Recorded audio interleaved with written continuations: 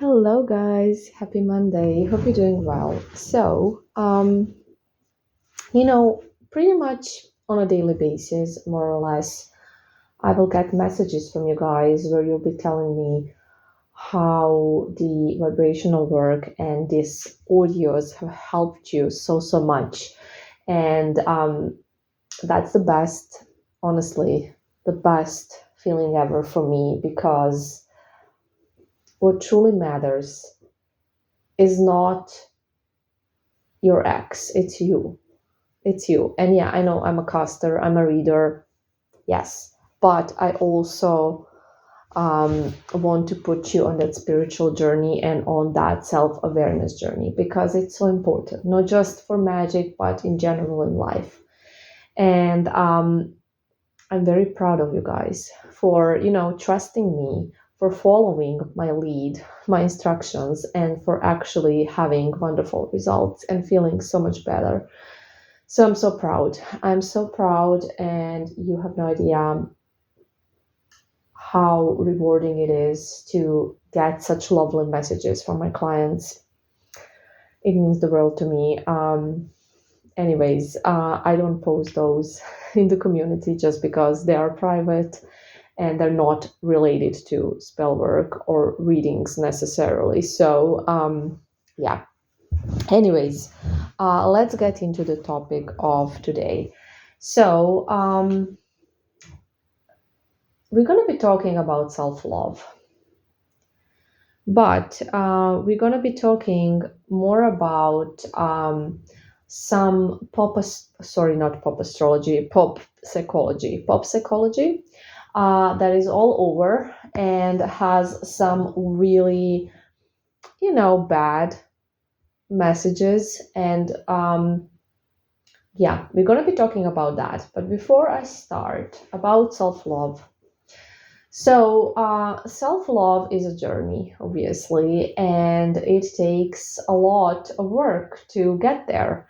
And it takes getting to know who you truly are, accepting who you truly are, loving who you truly are, and valuing who you truly are, giving that validation to yourself. Self love is something that is challenging, obviously, and every change is uncomfortable, but self love is also something that you will struggle with, even if you achieve it.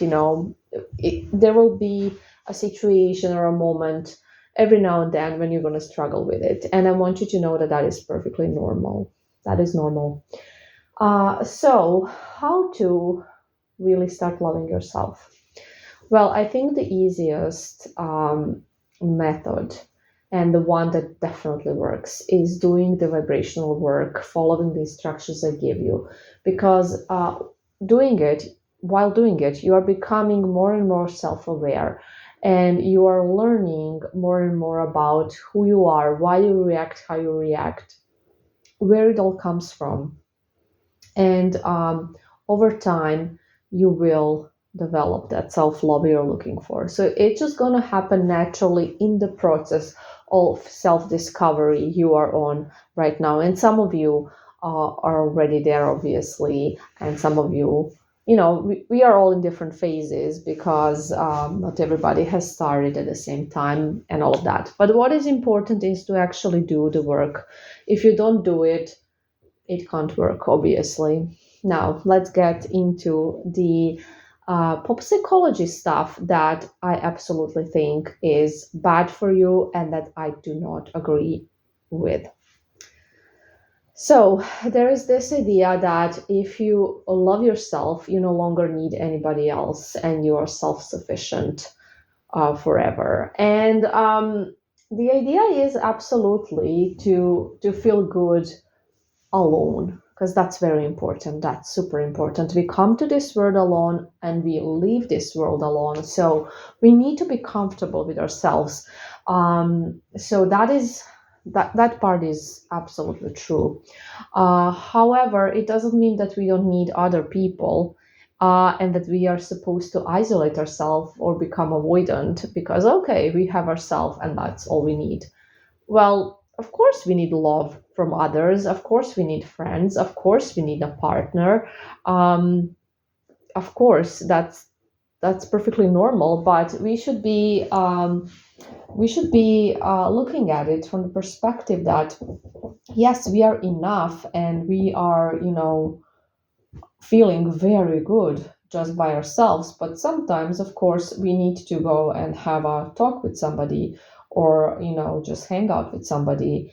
And of course, we want that romantic love, and that is perfectly normal. So I think it's very important to see the difference in that. So the idea of being comfortable with yourself, loving yourself, and feeling like you're enough on your own does not mean that we shouldn't, you know, have a partner, basically.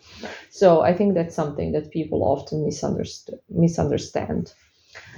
Okay. Then there is this idea that you will be feeling so much better and everything will be okay if you get rid of toxic people from your life.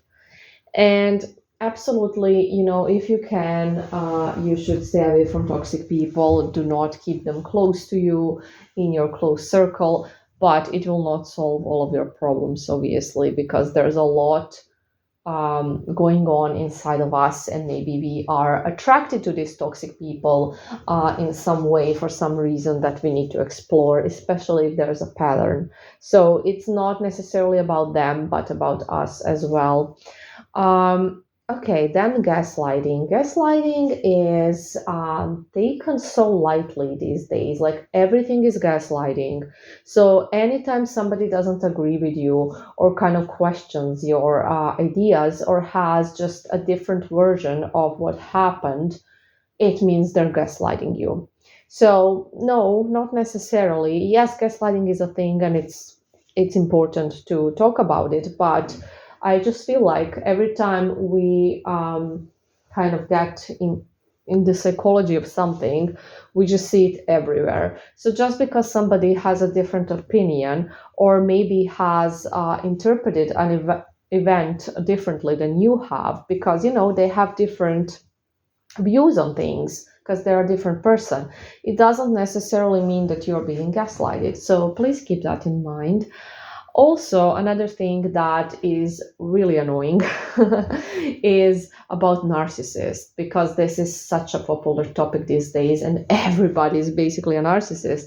So, every person that is egoistic or selfish or rude or manipulative is called a narcissist these days. But that is absolutely not the case. Narcissism is not that common. It's not uncommon, but it's not that common. And a lot of people have some traits of selfishness or rudeness or manipulation. It's very common. I'm sure you have tried to manipulate something sometime or someone. Everybody kind of does it every now and then, and it doesn't mean they're a narcissist. So yeah. Okay, then there is the idea that you need to love yourself first and then you can love others. Not true. You probably noticed that a lot of people don't really love themselves, but yes, they can totally love others. So this is totally not true. Um, then we have what doesn't kill you makes you stronger. Not necessarily true.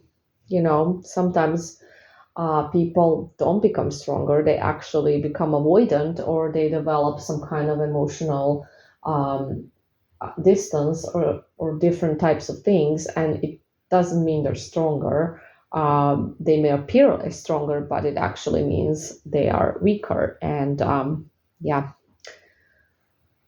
Okay.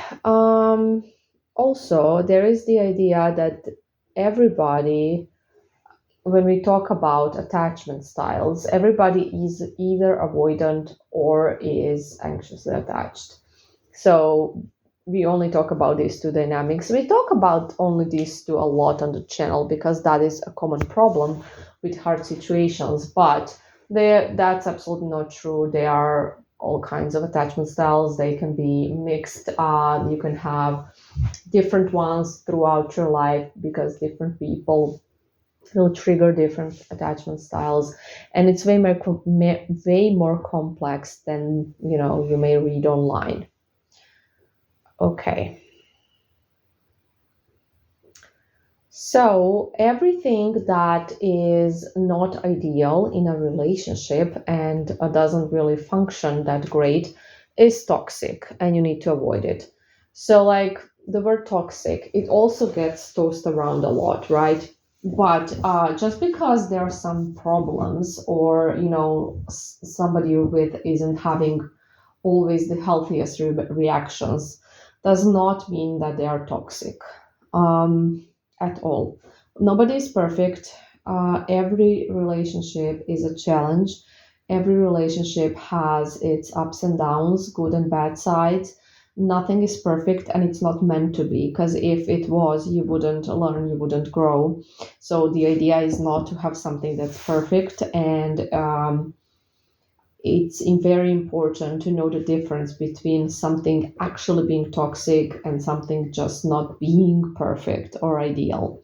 And I think that a lot of the problems that we are having in this modern time with relationships and connections, even friendships, is because people seriously take all of these terms um, in a wrong way. So it's over exaggerated, and everything is narcissism, everything is toxic, and that is actually everything is gaslighting, and that is actually not the case.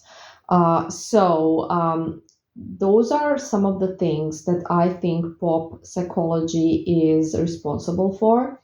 And I think that we all need to become aware that this is not healthy to think like this and to eliminate people just because they're not perfect. And I know that others do it as well, and some of you were actually eliminated because you did a little reaction, and it wasn't appropriate, and you were